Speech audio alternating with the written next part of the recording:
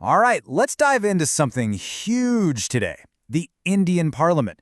You can think of it as a powerhouse, really. It's the place where the hopes, the dreams, and, yep, the demands of over a billion people are supposed to come together and become one single powerful voice. And that, of course, begs a massive question, right? How on earth can 1.4 billion people agree on anything? I mean, how do you even start to run a country that massive based on the will of its people? Well, let's find out.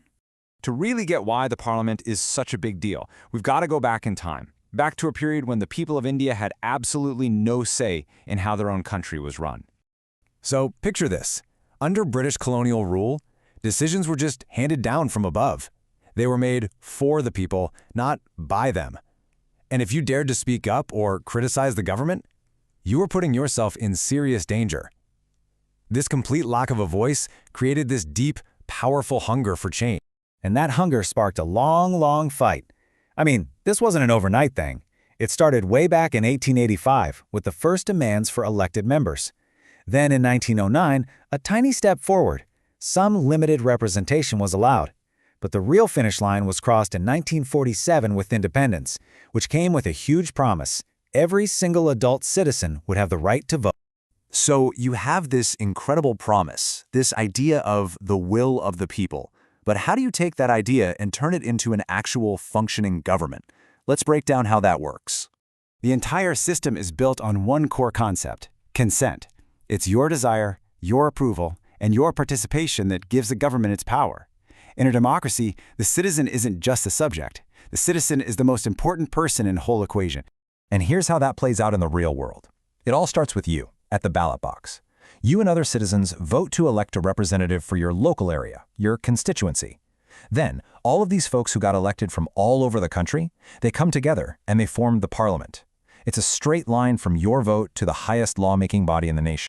And that brings us to this big number, 543. That's how many people are elected directly by you, the people, to sit in the Lok Sabha. It's also known as the House of the People, and for good reason. It's the main chamber of the Indian Parliament. But wait, it's not just one big room. The parliament actually has two houses. We've got the Lok Sabha, the direct voice of the people, with members elected for a 5-year term. And then there's the Rajya Sabha, the Council of States. You can think of this as the voice of the states. Its members are mostly chosen by the state legislatures, making sure that different regional perspectives are heard on the national stage. Okay, so the people have been elected and the parliament is officially formed. Now what do they actually do all day? Well, it really boils down to 3 main jobs. Job number 1, to pick the national government. Job number 2, to control, guide, and basically keep an eye on that government. And job number 3, to make the laws for the entire country. Let's dig into each one real quick. First up, forming the government. It's all a numbers game, really. With 543 members in the Lok Sabha, any party or a group of parties, a coalition, needs to get to the magic number of 272 seats to have a majority. The group that hits that number gets to form the government. Everyone else? They become the opposition, and it's their job to question and challenge the government every step of the way. And that brings us to job number 2, holding the government accountable. One of the most powerful tools for this is something called the question hour.